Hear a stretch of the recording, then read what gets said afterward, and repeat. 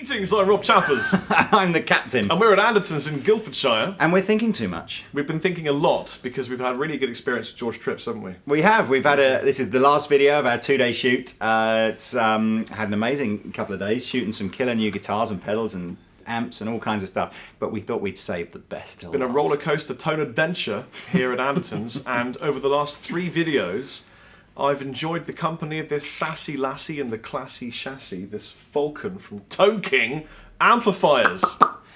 Couple of little, I don't really know, should I call them bluesy kind of amplifiers? They're little old-fashioned kind of Well, amplifiers. you wouldn't buy these to play metal on them. No, you probably wouldn't.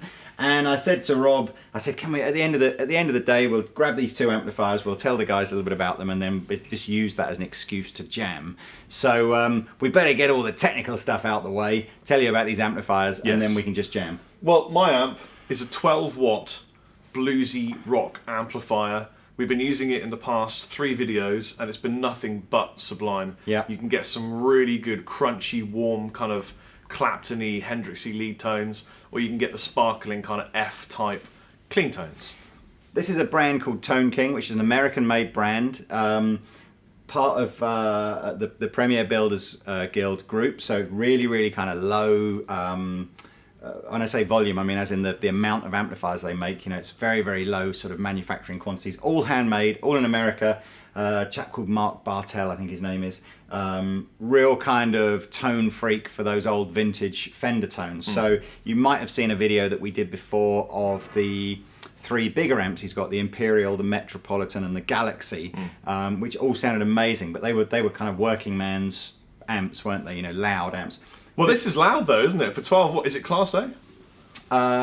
Probably is, I think so. Yes, it's just 2 6v6 tubes in it, so it's probably Class A. We've just been jamming with a bassist who we're going to summon again by the power of Chappers and Captain in a minute, and I had to turn down to about 3. In terms of knobs and buttons on here, I must admit I do love this. You'll see in some close-ups that we do, but Chappers calls it the microwave. It does look like an old TV or an old microwave or something like that.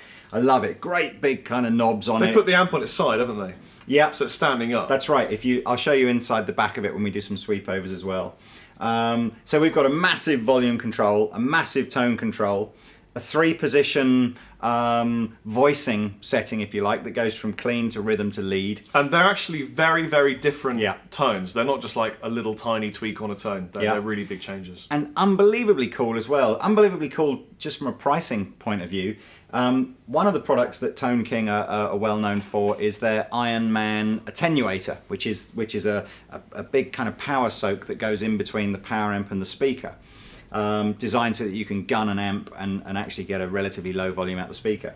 It has one of these built in. Now, if I remember rightly, the Iron Man sells for something crazy like £700 or £800 on its own, and it's included in this amplifier, even though this amplifier sells for £1,200. Yeah. So it's that's a bargain here at Andertons. It's for the guy who wants to treat himself. I get that, but it's great. You know, it's great value when you consider. So we're using it with a reverb pedal because it has no inbuilt reverb. And we've got a Plimsoll drive pedal by Full Tone that we're using to sort of send it over the edge, but we'll tell you in the video when we're using the pedal and when we're not, so there's no confusion. We're not using it at the moment. And I think firstly, Chappers, I think you should just go through the basic. I'll switch the voicing setting. All right. The attenuator is switched off at the moment, so if you like, this is maximum output. We'll get 3 really, really cool sounds going through there. Then what I'll do is I'll dial in the attenuator and we'll gun the amp and we'll see what happens there as well. So we've got rhythm, tweed and lead settings. So at the moment we're on rhythm settings. So let me just give you what we've got right now with the volume at about 3 and the tone at about sort of, I don't know. Just under midday. It's about there. Mid what? Day. Under noon. Under noon. About 11, I suppose. After noon.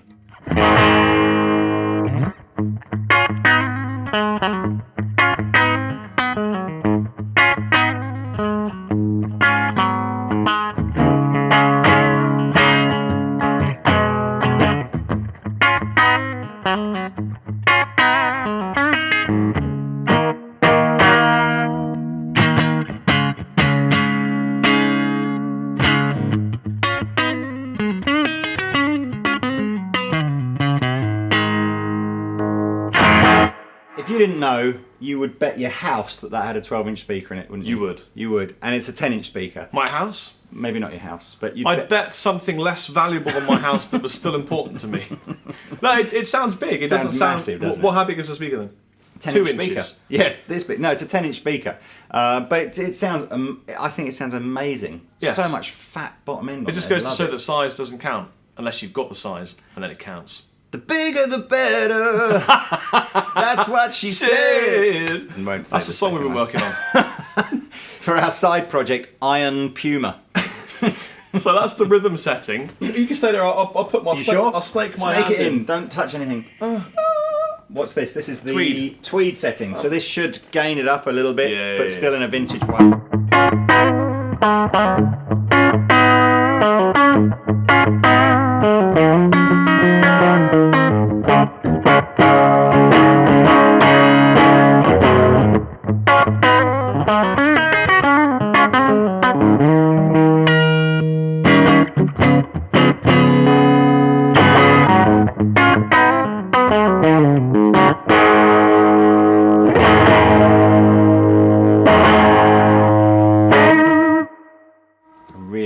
It's great. It's turning into one of my favourite amps of all time.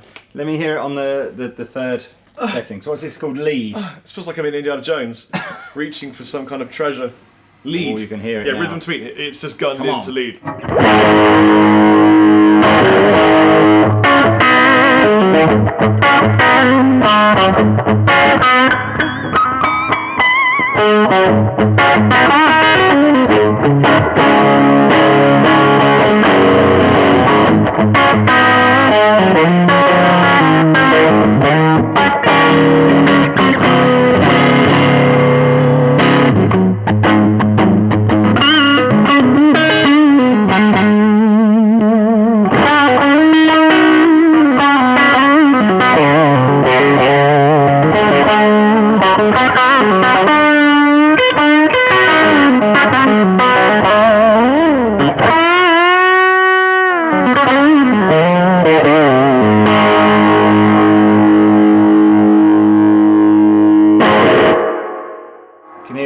I guess it's probably needed to back the reverb off a little bit there. I guess. Back the reverb off now. Don't know. We're gonna. I love that sound personally, but some folks don't like quite so much verb. I think what it is, because essentially what we've done is, because this amplifier doesn't have an effects loop, so the reverb's going in the front end of the amplifier.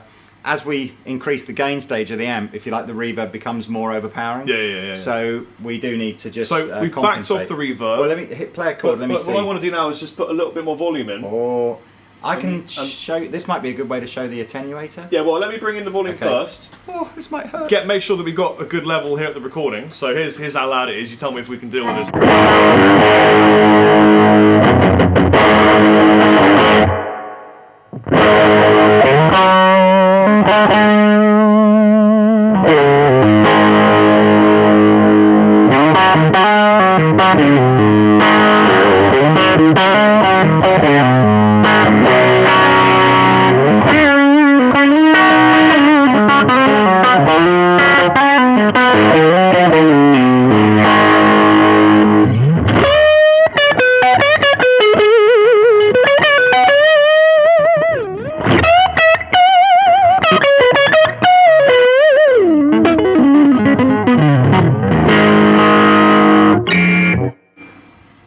Now we'll attenuate it. Bet that sounds great with a Les Paul as well. Bet that sounds great with a Les Paul. Should we just quickly cut to a Les Paul? We'll get a Les Paul. Do you want to do that? Let's cut to it quickly. Oh!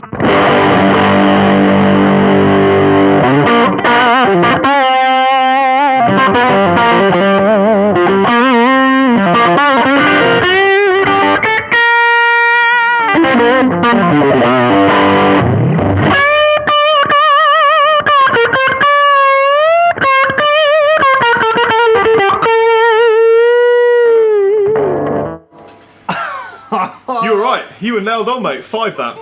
That was good. That was very good. This is no pedals. No pedals, no attenuator, no nothing. We've just basically, it's raw power. Yes. At the moment, it's probably classed as too loud to play at home. Oh, yeah. It's borderline, this is kind of club giggy kind of level. Yeah, for sure. So let me show you how the attenuator works so that you guys can get an idea how you could get those kind of tones but at a home level. Let me put that back for you. So what I'm going to do is I'm going to gun the amplifier with the gain stage turned up about 3/4 of the way up. Then I'm going to kick the attenuator in. Has 5 stages in the attenuator, so you'll see me do this with my fingers, and that's at each stage. By the time we get to the 5th stage of the attenuator, it's going to be kind of midnight practice volume level. It's really, really quiet. So it's a great feature for guys that want a versatile amp to use at home, and you know, when they're rehearsing and mucking around at their small gigs and stuff. So yeah, and of course the attenuator will work whether you're using the clean sound or whatever, but we're going to use it on the driven channel because I think, you know, that's generally speaking where it's toughest to get, you know, high gain at low volumes. So here we go, this is loud.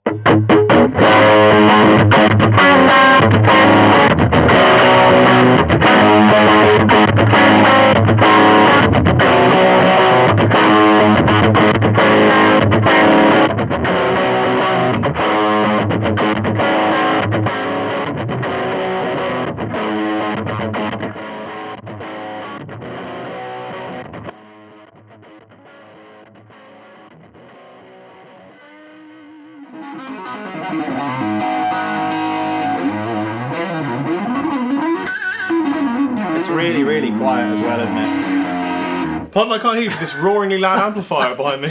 No, it's really, really quiet, really articulate, really nice. I thought I could still squeal on it. Yeah, it's got it all. So now what we're going to do for the sort of the final phase of this little product demo on this amplifier is get Chappers a kind of a nice edgy tone, and he's going to kick in his favourite drive pedal that we've used on the day. Full tone plimsoll. Yeah, just to really give you an idea of what it can do. So we're going to get some tones. I'm going to...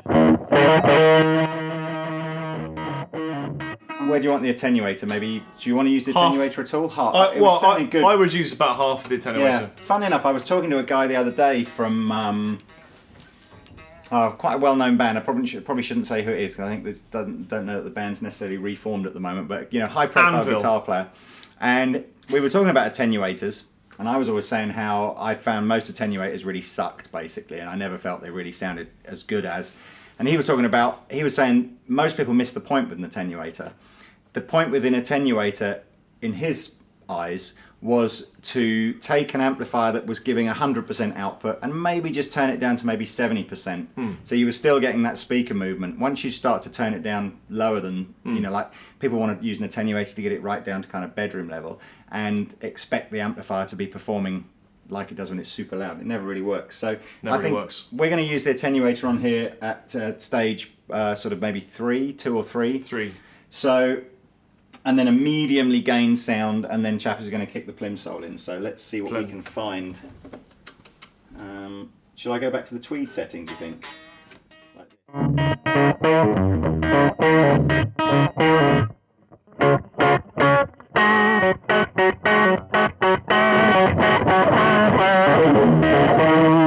That's way too much sort of fuzzy crunch. I put it on the lead setting, and I put the volume... Really? Yeah. All right. Yeah, but back off. Yeah.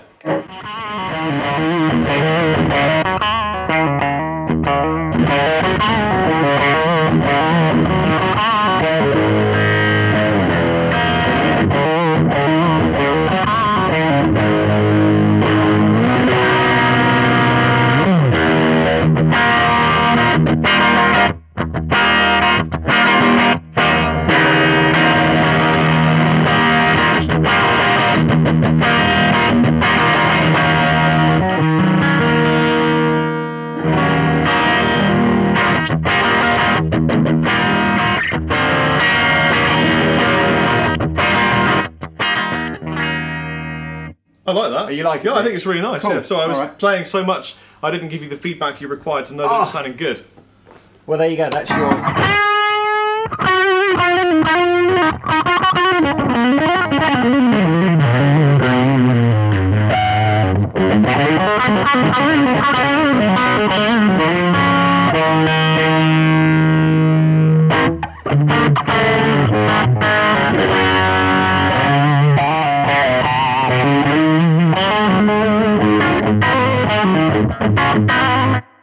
So that is clean sound, attenuator just position 1, so hardly attenuated at all, volume about halfway up. Yep. And the plimsoll. Yeah, sounds really, really, Shall really I have said good. that to the camera? Well, we just kind of did, really. And for, how much is this retail for at Andertons? £1,200. £1,200. You could gig with it. Yep. You could take it to bedrooms and do all sorts of bad things with it at night time. You could just sit there and look at it because it comes in some wonderful colours, doesn't it, Lee? Yeah, that's cool. I mean, I've picked the cream one out because that's for your traditionalist kind of guy, the guy that wants it to look like an old Fender Tweed amp or something. F-type Tweed amp. You can get it in turquoise with white trim, brown with a cream trim, or black with a white trim. And anybody that wants some kind of 60s retro throwback thing, you need to check out the turquoise one. It looks amazing. Yeah. But you can find pictures of all those on the Andertons website. Yes.